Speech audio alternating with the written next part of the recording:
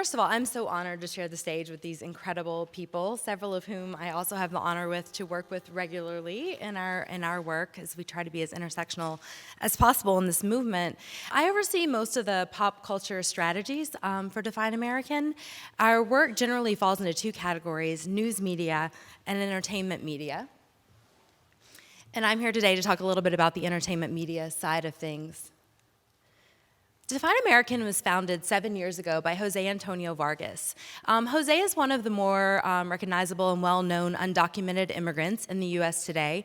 He's a Pulitzer Prize-winning journalist, and he founded the org when he actually came out as undocumented on the cover of Time magazine. So in the 7 years, we've developed strategies, as I mentioned before, to influence both the news and entertainment media, and that's because we believe that you can't improve the politics of immigration until we improve the culture or through which immigrants are seen in our country.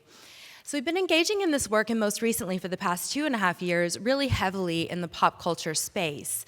And part of that is because just after the election in 2016, a study was published in the New York Times that correlated voting practices with television viewership, which is really interesting and I don't believe had really been done before. And what the study found was that there's a very, very strong correlation between the television that people watch, the media that they're consuming, particularly in the pop culture space, and the way that they chose to vote in the election. So that has really influenced our theory of change and the work that we're doing. We also did our own study last year with the Norman Lear Center at USC, and we looked at immigrant representation on mainstream television. When I say mainstream, we're really looking at the top 3 networks: ABC, CBS, NBC, and the streaming services. Things that are really readily available to audiences globally and particularly throughout the country. So what we found will not surprise you, and that's that immigrants are underrepresented on TV. But then we started taking a closer look at the way that immigrants are portrayed, which is the really important part. So in those representations, what are we seeing? How are we seeing immigrants being portrayed? And what we found was that there is an extreme over-criminalization of immigrants. 34% of immigrant characters on television are associated with a crime, and 11% of them are associated with incarceration. This really blew my mind. So statistically, this is way off from where we are as a society, and that's really important, I think. About 2.5 years ago at Define American, one of the strategies that we developed and employed to work with Hollywood was to start a consulting practice. We work with writers, directors, showrunners, creative folks of all types, content creators, on their portrayals and storylines and characters who are immigrants or have anything to do with immigration. We believe deeply in the diversification of Hollywood, the diversification of writers' rooms, and the pipeline so that we actually get a lot more immigrants, and particularly undocumented immigrants, working in Hollywood. But until that happens, we believe that we can also fill a gap that's currently existing. So we work with those folks on how to tell stories. And one of the things that we believe in and that we always practice is that we center those stories on real people and real communities. We never go into a writer's room without bringing in folks from the communities in LA that can share their own stories and experiences. One of our beliefs, which Katie has particularly wanted me to mention today, is that we always lead with comedy. We do this for 2 reasons. The first is that when you walk into a writer's room, generally you're walking into a room that is predominantly male and white. There can be a lot of already expectations existing on both ends of us coming into the room with a group of undocumented folks or a group of immigrants, and on the writers. A lot of times writers don't want to ask questions they feel ashamed that they don't know the answers to. Immigration law is very, very complex, and we like to break down those walls and those barriers by leading with comedy. We do this even when we're consulting on the most dramatic crime procedural, the most dramatic medical drama. It doesn't matter. We generally like to bring comedians or funny folks into the room. The second reason we do that is because we believe that comedy is actually a tool for reaching across the aisle, reaching beyond the choir. We consider our predominant audience, the audience we focus on the most, to be beyond the choir. We want to reach heartland viewers. We want to reach conservative viewers. We want to reach folks in rural communities who may not know someone who's undocumented, who may not have relationships with a lot of immigrants within their community, because we believe that television is actually the lens through which a lot of us see the world. television really can influence your worldview, all of us, any viewers. So we think that it's very important to do that, and we think that comedy can reach someone who isn't willing to hear a story in another medium or otherwise. Our consulting program has 2 goals. The first, I just consider like our baseline goal, and that's to increase the accuracy in storytelling. I'm sure many of you have seen problematic storylines that get a lot of the facts wrong.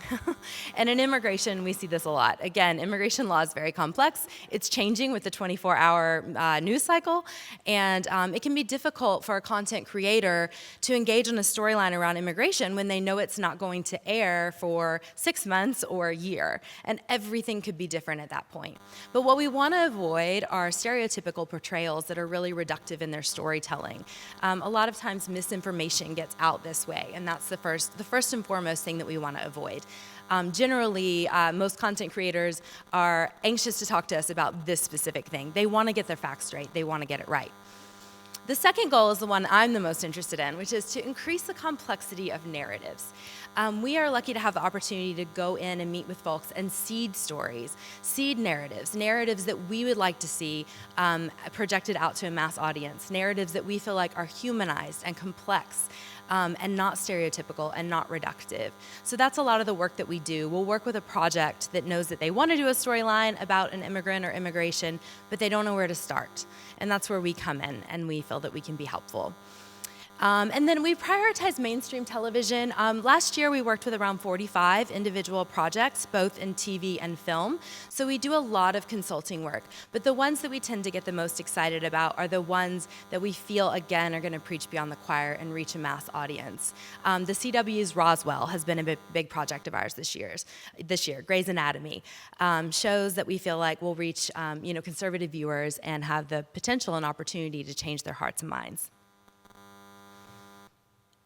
These are some of the networks that we worked with in the past year. And I'm going to offer a little case study today. One of my favorite projects we've worked on is Nbc Superstore. It's actually the show we've been working with the longest. We've had a good relationship with them for 2.5 years now, and I've worked with them on, I believe, 10 episodes over multiple seasons. 2.5 years ago, this show, which is a workplace comedy, it's a half-hour comedy. It's set in a workplace like a Target or a Walmart, and it looks at the employees of the workplace, so you see them up there.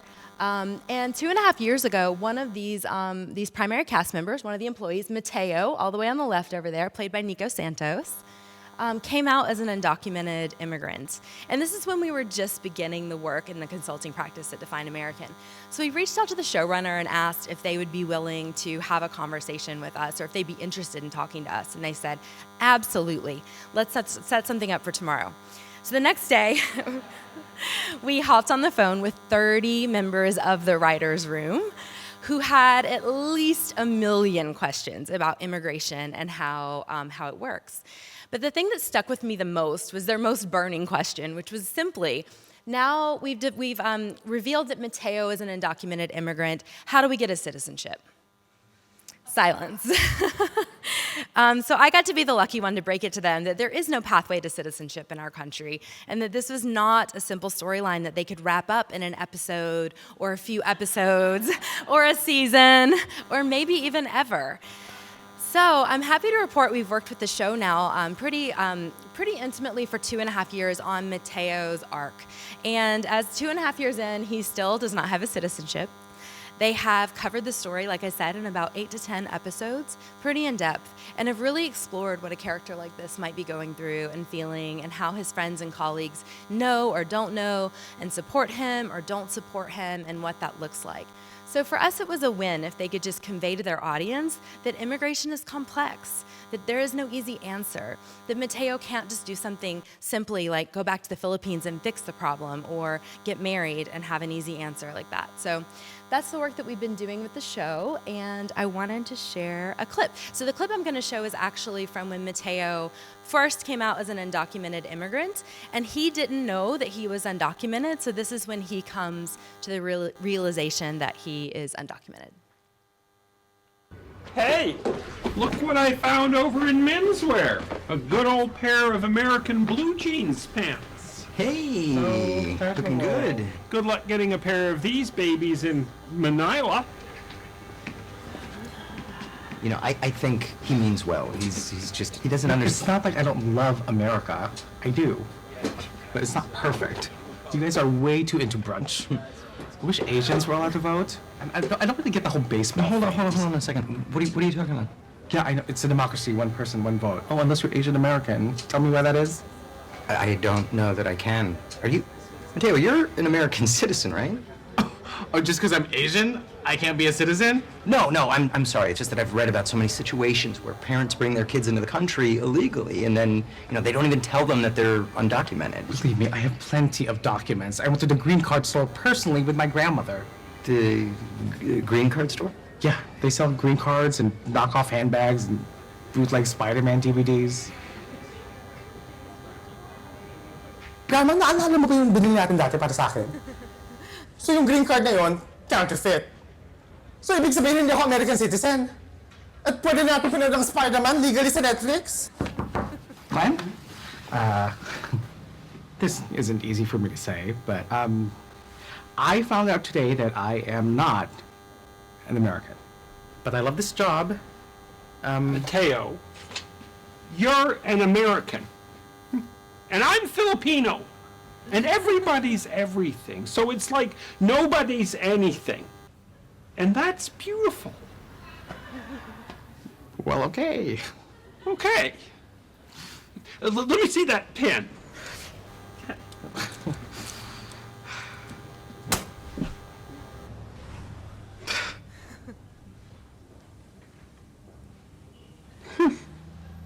You stick yourself? So bad. Right into the bone. Do you want me to go get someone, or? Just be with me. Since we started doing our work in writers' rooms, what we realized was that it's not enough to just go in and talk about immigrants and immigration, but that we actually need to be seeing ourselves more as an incubator for stories and a connector to folks in Hollywood who have green light power and who have the ability to put these programs out to a wider audience. And so about 8 months ago, we started a television development project, a Define American program, I guess, where we're taking stories that we believe really have the ability to reach mass audiences, and we're developing them to be pitched to folks in Hollywood who can greenlight them to TV or film. So that's a baby project of ours, but we do believe in giving a platform to those folks who might not have the connections to be in those rooms. And finally, oh yes, I forgot to mention this at first, a big announcement. Define American last week, actually, was named to Fast Company's most innovative film and television companies. We were one of 10 companies chosen, and we were the only nonprofit. So we're pretty excited about that, and we look forward to continuing our work. Thank you.